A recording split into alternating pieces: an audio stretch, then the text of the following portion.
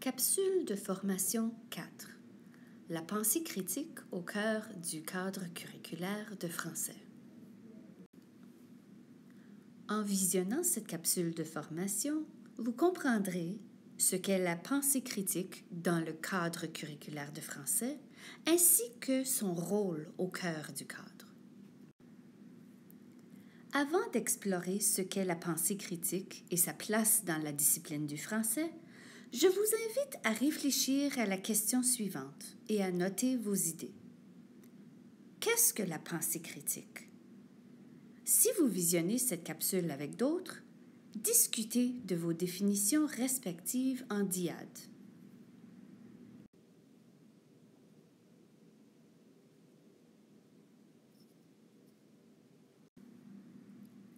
Examinons la définition adoptée par ce cadre curriculaire.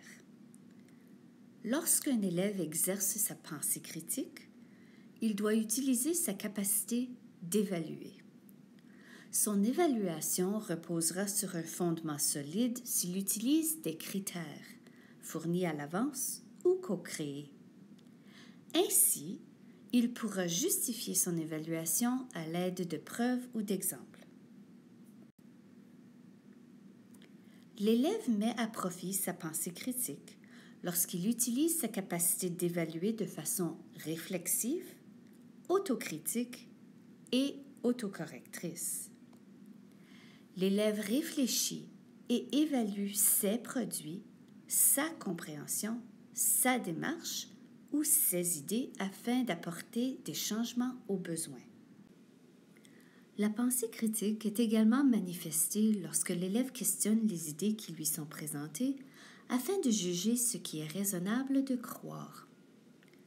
Elle lui permet également de se questionner par rapport à la démarche choisie pour accomplir une tâche, ainsi que par rapport à des considérations éthiques et contextuelles. En somme, la pensée critique, c'est la capacité de l'élève de poser un regard évaluatif sur ce qu'il produit, ce qu'il croit et ce qu'il fait. Il s'agit également d'apprécier de manière critique les idées, les productions et la démarche d'autres personnes. Ce sont les apprentissages incontournables de la composante réfléchir et agir qui permettent à l'élève de poser un regard réflexif, autocritique et autocorrecteur sur ses produits, sa compréhension, sa démarche et ses idées.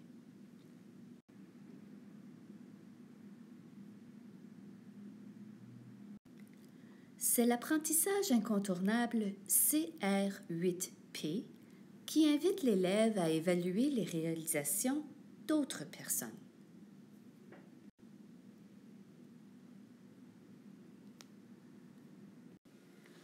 Lorsqu'il exerce sa pensée critique, l'élève est appelé à être actif et réflexif par rapport à ses apprentissages et les tâches qu'il accomplit.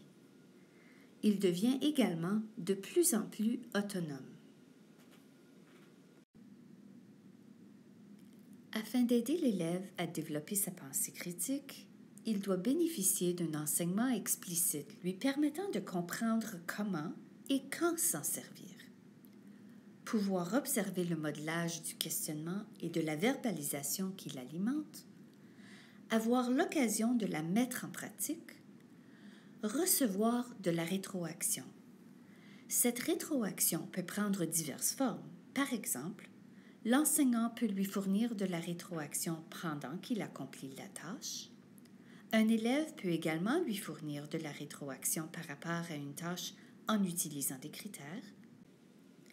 L'élève peut lui-même comparer sa tâche à des critères ou à un modèle.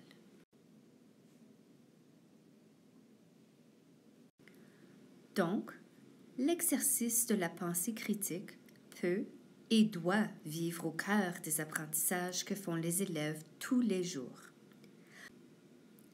Dans le cadre de la discipline du français, l'élève peut en faire l'exercice dans des contextes authentiques d'apprentissage lorsqu'il lit, écoute ou visionne des textes. Il peut également en faire l'exercice lorsqu'il écrit, s'exprime à l'oral dans un contexte spontané ou planifié, ou lorsqu'ils représentent visuellement des textes. C'est pour cette raison que la pensée critique se trouve au cœur du cadre curriculaire de français.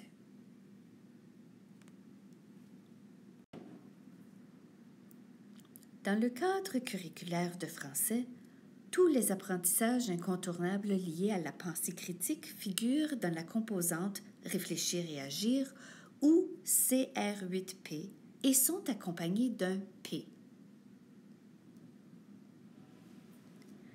4 actions métacognitives se trouvent dans l'ovale de la composante Réfléchir et agir. Il s'agit de anticipe, valide, ajuste et manifeste et intègre. Ces actions permettent d'ancrer la pensée critique dans les processus de compréhension et de création de texte. Tous les apprentissages incontournables de la composante Réfléchir et agir permettent la mise en œuvre de la pensée critique. Anticipe fait appel à la réflexion requise avant d'entamer une tâche. L'élève fait l'analyse de la tâche en vue de la planifier, de faire des choix quant aux ressources et au but d'apprentissage qu'il veut travailler. Valide, ajuste et manifeste et intègre se réfèrent à l'autorégulation que fait l'élève pendant et après l'accomplissement d'une tâche. Il s'agit de la nature réflexive, autocritique et autocorrectrice de la pensée critique. Les apprentissages incontournables se trouvant dans l'ovale perforé sont liés à l'expression spontanée des pensées pour consolider ces apprentissages, la mobilisation et la combinaison des ressources internes liées au savoir-être et à la construction identitaire. Ceux-ci, tissés au sein de l'accomplissement de toute tâche, font également partie de l'exercice de la pensée critique. Les flèches au centre de l'ovale de réfléchir et agir nous rappellent à quel point le processus peut comporter des allers-retours fréquents pendant l'accomplissement de toute tâche. L'élève peut, par le biais de l'action métacognitive valide, prendre conscience des difficultés rencontrées à plusieurs reprises pendant l'accomplissement d'une tâche. Il peut donc aussi, à plusieurs reprises, choisir d'y apporter des changements par le biais de l'action métacognitive ajuste. Par exemple, dans une tâche de compréhension, lecture, écoute ou interprétation visuelle, l'élève peut choisir de modifier ses prédictions à plusieurs reprises. Dans une tâche de création de texte, écriture, expression orale planifiée et représentation visuelle, il peut aussi modifier son texte à plusieurs reprises, l'ayant relu avec des intentions de révision différentes. De plus, l'élève peut planifier sa tâche, mais en cours de route, découvrir qu'elle ne répond pas aux critères. Il pourrait devoir retourner à anticipe et réviser sa planification. Le processus est donc non linéaire. Après avoir visionné cette capsule, votre conception de la pensée critique a-t-elle été confirmée, remise en question, nuancée? Comment? Avant de visionner la prochaine capsule de formation, lisez chaque apprentissage incontournable de la pensée critique, soit ceux accompagnés d'un P. Appuyez sur les hyperliens des apprentissages incontournables liés à la pensée critique afin de vous familiariser avec les ressources internes et externes qui leur sont associées. Lorsque vous aurez terminé votre exploration, vous pourrez visionner la capsule de formation 5 intitulée « Une analogie permettant d'approfondir la compréhension de la composante Réfléchir et agir ».